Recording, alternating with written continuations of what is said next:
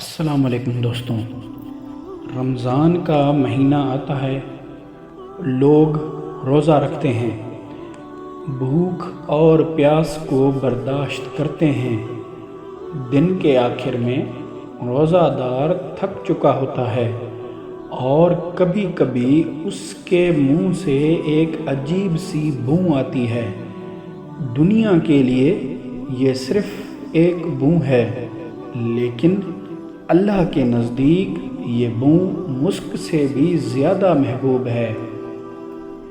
نبی کریم صلی اللہ علیہ وآلہ وسلم نے فرمایا، روزہ دار کے منہ کی بو اللہ کے نزدیک مسک سے بھی زیادہ اچھی ہے۔ سوچئے، جس چیز کو دنیا اچھا نہیں سمجھتی، اللہ اسی چیز کو اپنے نزدیک محبوب بناتا ہے، کیونکہ یہ بو بھوک اور پیاس کی نشانی ہے، اور یہ سب صرف اللہ کے لیے برداشت کیا گیا ہے۔ روزہ صرف بھوک اور پیاس کا نام نہیں، روزہ صبر سکھاتا ہے۔ روزہ انسان کو اپنے نفس پر کنٹرول کرنا سکھاتا ہے، اور سب سے امپورٹنٹ، روزہ انسان کو اللہ کے قریب کرتا ہے۔ جب انسان پورا دن صرف اللہ کی خاطر اپنی خواہشات کو روکتا ہے تو اللہ اس عمل کو بہت پسند کرتا ہے۔ روزہ دار کے لیے اللہ نے ایک خاص انعام بھی رکھا ہے۔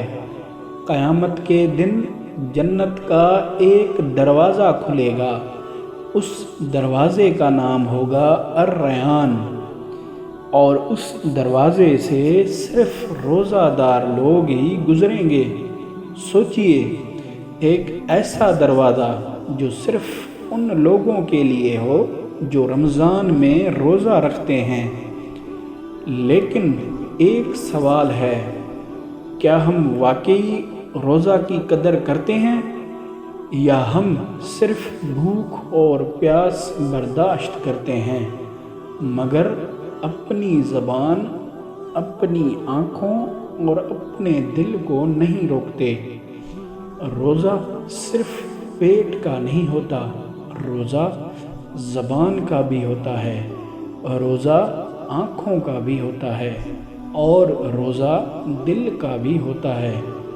سوچئے، جب آپ روزہ رکھتے ہیں اور بھوک پیاس برداشت کرتے ہیں تو اللہ اس عمل کو کتنا پسند کرتا ہے۔ ہو سکتا ہے آپ کا ایک روزہ اللہ کے نزدیک اتنا قیمتی ہو کہ وہ آپ کی زندگی بدل دے۔